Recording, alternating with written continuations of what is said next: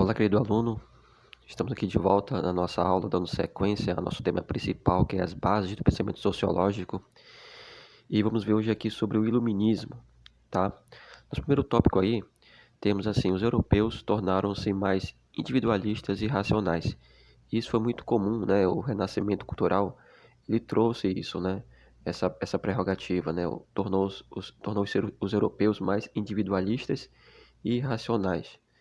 Nobreza e clérigos, eles se aproveitavam disso, né, para impor o seu domínio, a igreja com seu aspecto intelectual, religioso, influenciando a sociedade medieval, os reis com seus domínios, com suas decisões, muitas das vezes em prol de benefícios próprios da nobreza, deixando o povo alheio a isso, né?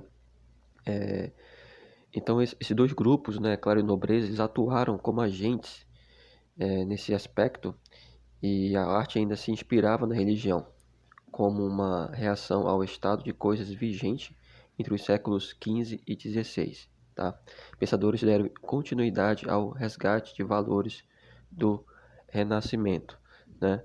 Então, temos aí a crítica ao antigo regime, contrários ao chamado antigo regime, em que o Estado controlava todas as esferas sociais. Alguns filósofos, juristas e mesmo alguns clérigos propuseram uma forma de pensar ainda mais revolucionária que o Renascimento. E nós temos aí o surgimento do Iluminismo. O que consistia, né, alguma das características básicas, né, do pensamento iluminista?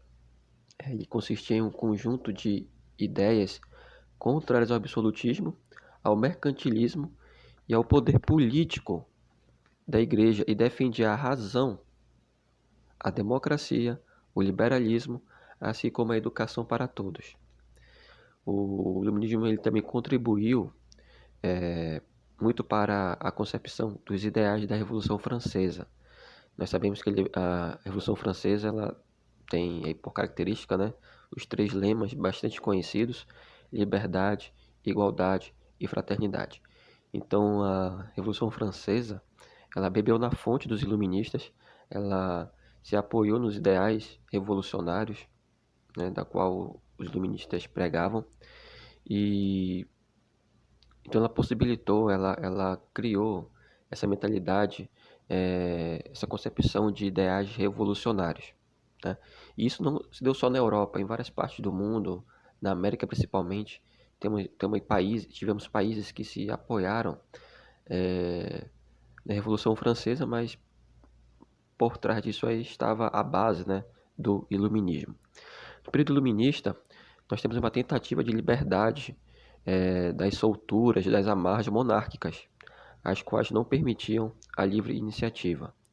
O livre comércio e a concorrência com relação a salários, preços e produtos integravam o conceito de liberdade burguesa, juntamente com a ideia de igualdade. A burguesia conhecia formas legais de escravizar os mais desfavorecidos.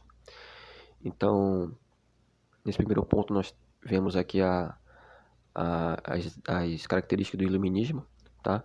No próximo tópico, no próximo slide, vamos ver os representantes do iluministas, os que apoiaram, os que defenderam esse sistema. Tá? Vamos ver John Locke, Montesquieu, Voltaire, Rousseau e Adam Smith. Então se ligue no nosso próximo slide. Muito bem, na sequência nós temos aqui os representantes do iluminismo. Tá? Nesse primeiro parâmetro nós temos aqui o John Locke. Ele é considerado o pai do iluminismo e é o principal representante do empirismo britânico e um dos principais teóricos do contrato social. O que isso significa? Que para ele, para John Locke, a sociedade e os governos são fruto de um contrato entre iguais, que prevê as responsabilidades e os direitos dos súditos para com os governantes e dos governantes para com os súditos. Então a gente percebe uma via de mão dupla, né? As ideias de Locke colaboraram para o fim do absolutismo na Inglaterra. Tá? Ele defende o individualismo contra o poder da monarquia na sociedade. Dizia que o ser humano, ao nascer, não tem qualquer ideia e que sua mente não possui nenhum conhecimento prévio. É preciso adquiri-lo no decorrer da sua vivência. né? E por fim, John Locke ele pensava tudo é aprendido pela experiência. O sistema de governo também é fruto da vivência social, portanto, é escolhido e não natural. Isso se tornou um argumento fundamental para a sua crítica ao absolutismo monárquico. Nosso segundo filósofo aí, iluminista, temos o Montesquieu, o homem que idealizou os três poderes, né? O executivo, legislativo e judiciário. Isso tem uma característica, né, principal dos estados. Isso é importante para definir algumas diretrizes. O poder executivo é o órgão responsável pela administração do território e concentrado nas mãos do monarca ou regente. O legislativo é pela elaboração das leis e representado pelas câmaras de parlamentares. O judiciário, poder responsável pela fiscalização do cumprimento das leis e exercido por juízes e magistrado, né? Essa ideia dos três poderes não é uma ideia da época do Montesquieu. Desde a época clássica, né, das civilizações gregas e romanas já se pensava isso, tá? O nosso próximo filósofo aí, nós temos o Voltaire, perdão, que pregava a liberdade civil, né? Foi conhecido por defender as liberdades, principalmente a liberdade religiosa e o livre comércio. Por meio de suas obras e ideias, influenciou a Revolução Francesa, defendeu a reforma social, criticou intensamente a Igreja Católica e a nobreza, não só pela forma absolutista de governar, mas também por causa de seus privilégios e regalias. Nosso próximo teórico aí, o penúltimo, o Rousseau, defendia um Estado governado pelo povo, certo? Um Estado governado pela vontade do povo, que oferecesse igualdade a todos os cidadãos. Com isso, ele reprovou a propriedade privada, tá?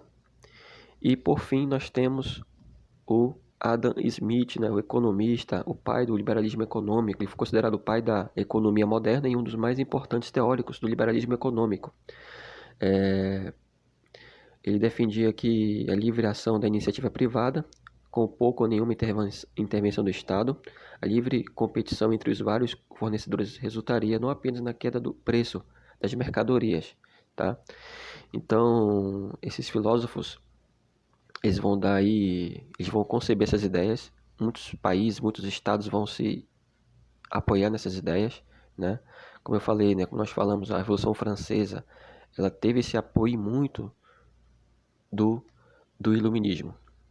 Então, queridos, é isso. A nossa aula número 2, né? Sobre as bases do pensamento sociológico, aqui com o iluminismo, tá? Até a nossa próxima aula. Um forte abraço aí. Curta o nosso vídeo, se inscrevam. Até mais.